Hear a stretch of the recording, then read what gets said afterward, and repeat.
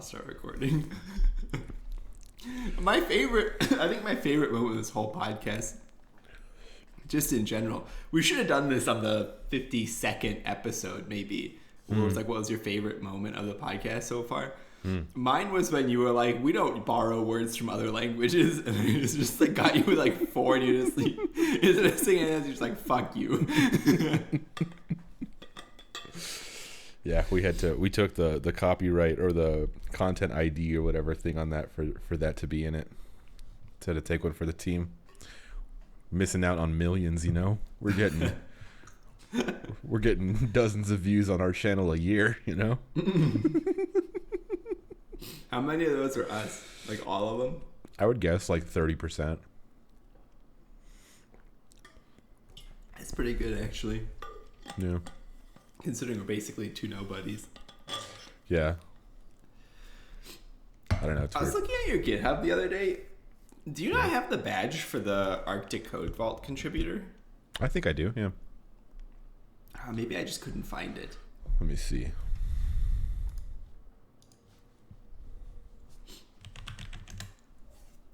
I only ever look at my own profile, so I was looking at your profile and was like, I'm pretty sure Joseph is.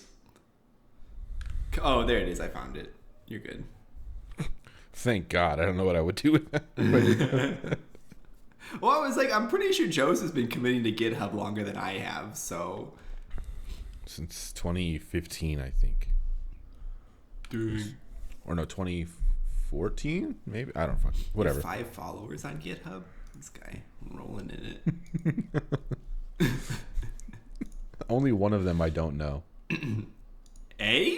That means one random person's following you. That's pretty good. I guess so. That's pretty weird, though. I don't know. It's cool. I think one thing that's interesting, I guess I'll talk about whatever. So like one thing I think that's interesting is if you have a popular open source repository and you have to become like the maintainer, people just assume that that's like your job or that that's like your whole focus in life. So there's a window manager I use on Mac called Shift It. Mm-hmm. And the dude who makes it has like 137 open issues and there's all this different shit. And he just straight up put in the thing like, I'm not doing this anymore. Someone else can take over this code. Let me know, whatever. But like, it's super popular because it's a better window manager than basically anything on the Mac. Like, that's especially the stuff that's free. And he's just like, no, fuck this. I'm going to go do something else. So I don't know. If totally respectable. Yeah. Just saying, I don't know if GitHub famous is like a thing because you don't really get paid. You can do the whole donations thing. There's GitHub donations and you can have, yeah, I think it's limited to, I don't know if it's open for every. OnlyFans for programmers.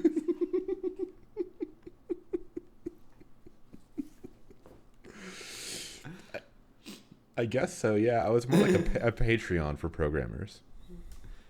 Yeah, I guess no one wants to see a programmer's butthole. You never know. Listen, I'm sure there's somebody out there who would really be into that, but well, it depends. There are pretty girls who are programmers. It's just they're like a 0.001% population. Are they, or are they a higher population? But you never know because they maybe just they don't put like GitHub. Yeah. They don't want to get harassed. They just like, this is like a painting of SpongeBob as my profile picture. Yeah. And their name on GitHub is like Jack Stevenson. Like yolked egg. I like yolked egg. I really do think that we lost something where everybody started using their real name on GitHub instead of using just anonymous names. Imagine inviting like yolked egg to your team's repo at work. That could be a real thing. I mean, I don't know. I think there's a lot of people who don't really care about having their real name on GitHub. I think a lot of people do though because you need it on like your resume and stuff. Typically, people want your GitHub. It's like, yeah, I'm dickbutt420 or whatever. No one wants that. Well, like, wasn't that like a thing for hackers? Like in the early 2000s, 1990s, like they would use fake and like pseudonyms, like fake names and pseudonyms. I'm not sure. Probably. I mean, if you're a hacker, I guess you're doing something that you shouldn't do. So it's probably good to use a fake name. Yeah. Jack Stevenson doesn't want to put their real name out there. Of course not. You could tell. Jack Stevenson is the fakest, assest sounding name I've ever heard in my life. Like, we're gonna buy a turkey for just us, the two of us, to make, but I don't know if like someone else in my family is hosting it somewhere. But we probably will. I mean, it's my family. We fucking love Thanksgiving. It's my nana's favorite holiday. So. Hell yeah, understandable. That holiday is like specifically tailored to people who like to eat and hang out. Like, and yes. I'm into both of those things. Yeah. Except I can't really drive my car. I just today got the form to like request my title because I lost my title. That whole thing. Oh wait, you lost your title? Yeah, so that's the reason I can't drive my car is because I can't register it, and I can't register it because I don't have my title. I don't have my title because I lost my title. I could have sworn that I got my title 2 years ago from a place. I put it in my little center console and never touched it again. I have no idea where it is. So I tore apart this entire house looking for it. I have no idea where it is. So I have to fill out an affidavit, get it notarized, send it to someone in Washington. Then they'll mail me back a copy of my title or a version of my title or whatever. All during COVID. Yeah. Well, and then I have to set up another appointment with the DMV. And their appointments are like 3 or 4 weeks out. So fucking sucks. That's hella lame, dude. Yeah. How are you going to get to the DMV? Hold on. Synovia can drive me places. It's just kind of a pain in the ass. Yeah. I'm a pain in the ass in that situation. How's the working out going? You still doing it? Yeah. Hell yeah. It's terrible. It's great. It's fine. Have you gone up like significantly in how much weight you can lift? On the dumbbells, I started with them at 15 because they're the adjustable ones. Mm-hmm. And then now they're at 30, so that's some improvement. That's a big improvement. It's pretty cool. I don't think I've ever been able to curl 30 pounds. Yeah, it's not. It took a while. But yeah, that's my calendar. Since I don't do Sundays, but this is the past 3.5 months or something. Is that every day but Sunday? Yeah. Holy moly. Yeah. I'm getting yoked, dude. You'll see. Yeah. You're gonna be yolked egg. Yeah. Yeah. You're gonna be walking up down the aisle, or you're gonna be at the thing, and they're gonna be like, "Do you yolked egg take Synovia Kiwis to be your lawfully wedded wife?" And you're gonna be like, "Yeah." Just gonna beat my chest like an ape. You're gonna become like the stereotypical bro who's just gonna be like, "Yeah, bro." Yeah. I have protein on me all the time in powdered and liquid form. Oh, you got protein in you all the time. No, I mean on me, like on my person.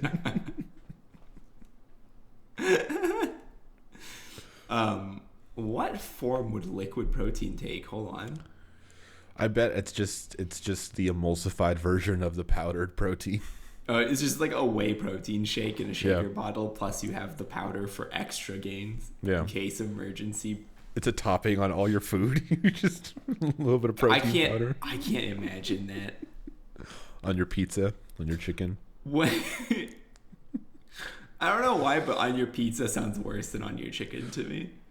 Yeah, because on the chicken, I feel like it'll just kind of easily fall off and not really be a factor. But on pizza, that's a flat surface. Like, you got to shake that off. You got to turn it upside down. But it's oily on the top, so it's already kind of caked on. Stick, yeah. Whereas I think chicken is less oily. Yeah. It's less likely to stick. Yeah, unless it's fresh out of the fryer, in which case, or the whatever it is, if it has oil all over it. You think people who drink that much protein per day fry their chicken? Nah, dude. They either eat it raw or they bake it. There is no like option. No, I mean, I don't know. I bet the protein people every now and then go hard on some fried chicken. Yeah, have you ever seen Dwayne Johnson's his diet, like his daily? Yeah, his cheat day, because he does one cheat day per year. He eats like a sack of pancakes as tall as I am for breakfast. He eats like 6 feet of pancakes for breakfast. It's insane. And the next day he's just like, yeah, back to the old grind. Yeah. Single-handedly killing the entire U.S. cod population. I mean, yeah. The reason that people eat so much cod is per gram, cod is like 98% protein. It's the highest percentage of protein per gram of any food you can get. It even has a higher percentage of protein than straight up whey protein powder. That's how much protein is in cod. That's crazy. Yeah, cod is like entirely protein. If you eat it, it's like a huge amount of protein, like a tiny amount of fat, and that's like that's it in cod. There's like no carbs. Interesting. I do love cod.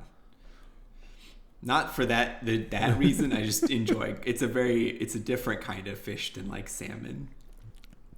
Yeah, well, I just like salmon. I don't fuck with fish. You're not really a fish boy. Yeah, I'm not a fisher. I don't like seafood. Not even like oysters. No, those are the ones you have to slurp, either. right? Huh? You gotta slurp those, right? Probably. I don't like any of those. Oysters, mussels, clams. Yeah, no, I've had the ones where you have to like suck the guts out of them, not like the little like body thing out of them, and then I've had yeah, and then you like spoon it and stuff, right? Or the chili and all that, and then all that shit's gross. I just don't want to. That makes sense. I do like fish, and I accept shrimp, and that's pretty much all the seafood that I'll eat. What else is there? You like squid? You don't like squid? Not really. I mean, I'll eat calamari, but I've never had like octopus, which is on my list of things I'd like to eat. I've had octopus. Have you? Yeah, it was sushi. So yeah, it was really good. Sushi? It was raw octopus. It was raw octopus. Is it chewy? I imagine it is. I remember it kind of was. It wasn't like significantly. It wasn't like gummy bear chewy, but it had some chew to it. Okay. I imagine like raw octopus is like eating Laffy Taffy in terms of consistency. It's like stretchy. Yeah. It's awful. Well, like, have you ever seen like an octopus? Like a huge octopus will fit in like a little mason jar. Yeah, because they're just so. They have floppy. only one bone in their whole body. It's so crazy. I went to the Seattle Aquarium, and it was like a massive octopus, but it was actually just as big as like my thermos or something. So it's pretty crazy. Yeah, but then if you got in there and you tried to wrestle it, it'd be like an 8-foot. Like 200-pound octopus just throwing you around underwater. Also, I think that octopus escaped once. There's like crazy stories from aquariums around the world of like octopus just either escaping or being like, I don't like this condition, and then doing something about it. Like one. Like what? They shoot like, up the place. Kind of. It's like one really famous one was an aquarium kept having an electrical fault in the middle of the night, and they couldn't figure out why. And so they literally paid people to sleep in paid their employees to sleep in the aquarium to try to figure out why their lights kept like failing, like why their electrical system kept failing. Yeah. And they found out that an octopus didn't like the placement of a light, and so it was shooting water at the light, which was causing a short circuit. That's awesome.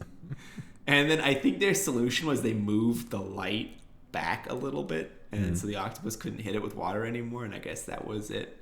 But yeah, like octopi escape all the time from aquariums. They're supposed to be like insanely smart. Yeah, I've heard that they're smart. I guess it's just weird because like, how smart are they? You know, do they know things? Do they know math? Could they learn math? Most animals, or I think most mammals, can count to 5. It's so weird. What about like an octopus society? You know, if you put a bunch of octopi all together, do they just start to make rules? Just be like, all right, guys, no, like no, they don't set up society. Octopus and mollusks in general don't work like that. I don't think. That's what I'm saying. I mean, like, what like defines smart? How do they quantify smart? I think they're like capable of solving problems that like a dog or a cat couldn't solve. But which, like a general dog or a general cat, or like the smartest ever dog? I'm saying like a very intelligent dog or a very intelligent cat. An octopus is smarter than that. Like the upper end for a dog is supposed to like a 4-year-old child in terms of intelligence. Like I think an octopus is like 8-year-old child or something crazy.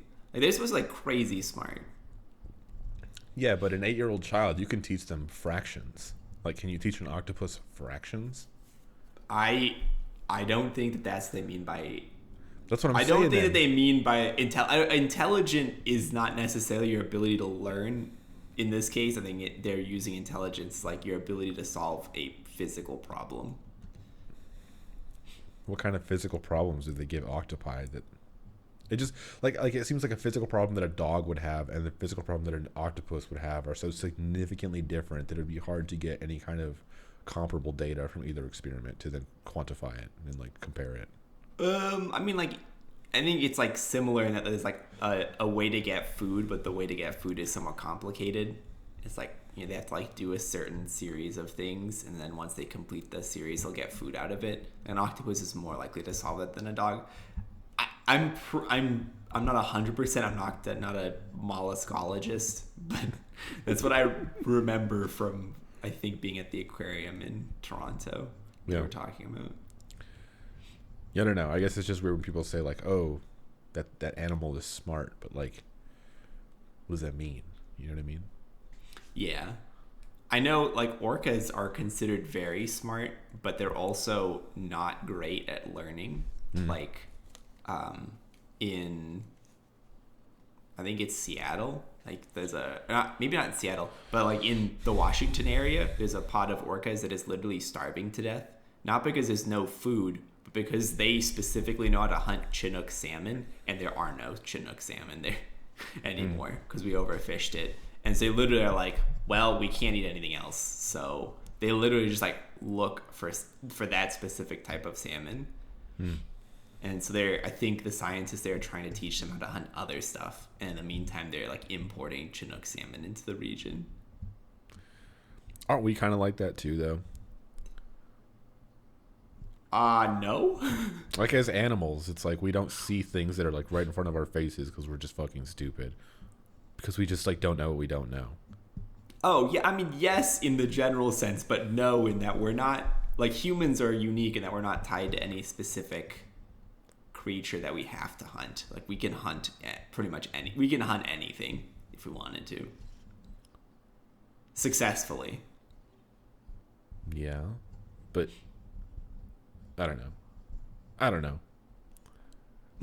Humans are stupid animals too. I guess that's all I'm saying. Oh, humans are very dumb animals in some regards. We're also like the single most lethal animal that's ever been. It's true. Especially towards each other. We love killing each other. I mean, yeah, but like also we could wipe out like whole species and they would never even know it was us that did it. Just suddenly there's like a big bomb going off and that's it for all of them. Yeah, we've done that. We've definitely gotten rid of some fucking species of animals. There's a really interesting paper by entomologists, the people who study bugs, where they were saying like they could pretty much just wipe mosquitoes out from everywhere but like the Arctic regions. Because the weather or what? No. So like in terms of like biomass, mosquitoes make up a very small percentage of the biomass in anywhere besides the Arctic. So like basically if they took mosquitoes out of the ecosystem everywhere but the Arctic, no one would notice in terms of like the ecology. Like none of the animals would be like suddenly starving because most animals don't really eat mosquitoes anyway. They like will occasionally, but for the most part they won't. Yeah. Why don't they do it then? I don't. I think it's just a lot of money because you have to effectively wipe out you have to like come up with a solution and use it effectively everywhere. Wasn't there that thing in the news recently about some scientists in Florida that like had some modified gene in a mosquito that like made their children infertile or something? Yeah, they don't produce children, but they still mate. So yeah. They basically like wipe out huge amounts of the population. Yeah, you could do that, but they are releasing mosquitoes that still bite into them. You're just saying like next time you guys mate, so next year there'll be less of you. Yeah, but doesn't that continue? Because then that becomes like the thing. I mean, you'd have to continuously do that until there's zero, and like effectively, like at what point are you getting down to zero mosquitoes naturally being in the environment next year, right? Because if, say, like, there's still one male mosquito and one female mosquito that can breed and they meet up and now they spawn, now there's just a bunch of mosquitoes again. The mosquito of Adam and Eve, but they're all inbred. It's a bunch of inbred mosquitoes now. It's even worse. I mean, is it worse, or is that like a quicker way to get them to die out? Well, then you'll just have a bunch of genetic defects, and then you'll have like larger and larger mosquitoes, and they'll have like human faces and shit. You know? Jesus. No. Also, fun thing about bugs is that they don't have lungs, so they get all their oxygen from their skin. Yeah, through their skin. So there's actually like this, I think it's called like the square cubed law or something like that, where they can only get like so large given the density of oxygen or like the percentage of oxygen in the atmosphere around them. Oh, that's why people say that bugs used to be so big in dinosaur times or whatever. Yeah. What was I gonna say? The Carboniferous. That's looking for. That's how I'm just looking for the period. I don't know dick about those words. If it was something about like how a bunch of bees killed a wasp and they like overheated it or or something, they like overheated it and killed it by just getting on the wasp. This is because they just like there's no air to it. Like, well, I don't know how that works. Oh, yeah. Bees. So Japanese honeybees kill like the Japanese giant hornet by like making a ball around it and then vibrating their flight muscles. Basically, just like they're buzzing their wings as fast as they can. Yeah. And that generates heat. And if all of them are doing that, two things happen. In the center of the ball, the percentage of oxygen drops because all the bees and the wasp are consuming oxygen and making carbon dioxide. Yeah. And two, temperature raises like pretty rapidly. Bees use that same technique to heat their hive up in winter to keep it warm. So yeah, they basically cook / suffocate another bug. That's rad. Right? It's kind of crazy. Well, part of the reason they do that is that wasps, hornets, and ants release a pheromone, and when they die, it attracts other members of their colony to that location. Yeah. So if they didn't do that and they instead just try to rip apart this hornet, even if they successfully ripped apart the hornet, now a bunch of other hornets are like, someone died over here. It's like Assassin's Creed where you're supposed to like kill people silently and you just leave corpses everywhere. Some point you run into some enemies and run into them and be like, what's going on? Yeah.